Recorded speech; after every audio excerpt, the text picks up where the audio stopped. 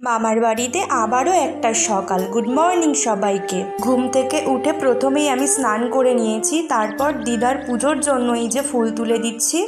ওই যে একটা কথা আছে না, মামার বাড়িতে ভারী মজা, সত্যিই তাই। দিনগুলো খুব ভালো কাটছে। এরপর আমি দোকানে যাচ্ছি, দিদা বলল আজ ডিম রান্না করবে, ওর জন্য ডিম আনতে যাচ্ছি দোকানে। দিদাদের বাড়ির পাশেই মন্দিরটাতে প্রণাম করে নিলাম।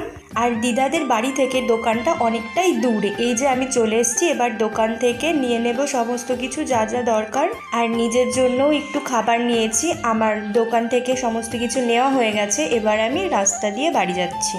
আর এই গলিটা দেখতে পাচ্ছ, এই গলিটা দিয়েও আরও একটা মামাদের বাড়িতে যাওয়া যায়।